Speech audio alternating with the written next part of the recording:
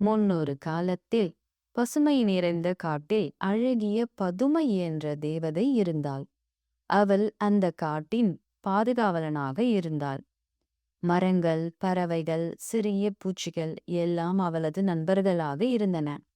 காட்டுக்கருகில் உள்ள சிறிய கிராமத்தில் மீரா என்ற சிறுமி வசித்து வந்தாள். அவளுக்கு இயற்கை மிகவும் பிடிக்கும். ஒரு மாலை நேரத்தில் அவள் காட்டுக்குள் சென்று பூக்களை பறித்துக் கொண்டிருந்தாள்.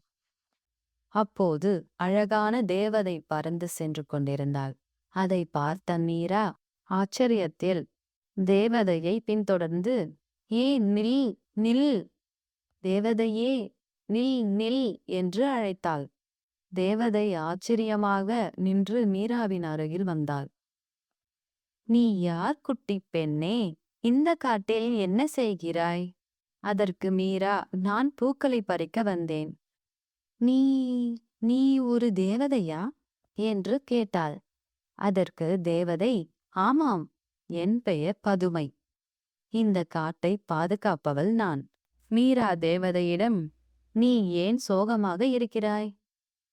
அதை கேட்டதும் தேவதையின் முகம் வாடியது.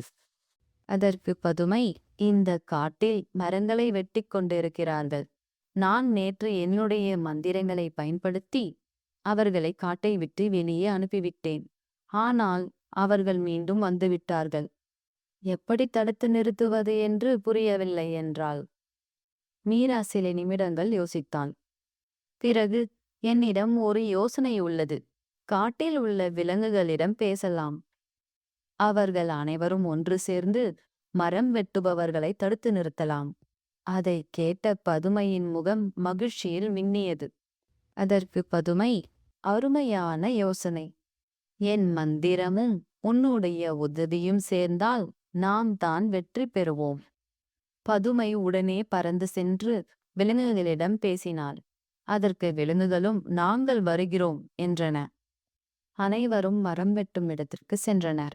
பதுமை ஒரு மந்திரம் சொன்னதும் காற்று கடுமையாக வீசியது. விலங்குகள் ஒன்று சேர்ந்து பயமுறுத்தும் சத்தங்களை எழுப்பி மரம் வெட்டிகளை நெருங்கின.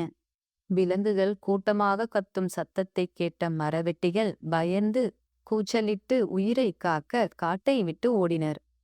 மீராவும் பதுமையும் மரவெட்டிகள் கொண்டு வந்த கருவிகளை துண்டு துண்டாக உடைத்தனர். பதுமை மீராவிடம், மீரா, உன் புத்திசாலித்தனமின்றி இந்த காட்டை காப்பாற்றியிருக்க முடியாது. அதற்கு மீரா, இந்த காடு என் குடும்பம் போல.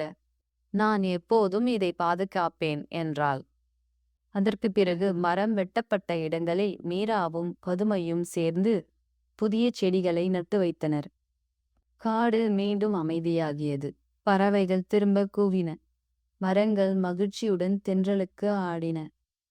அன்று முதல் பதுமையும் மீராவும் நல்ல நண்பர்களாக ஆனார்கள்.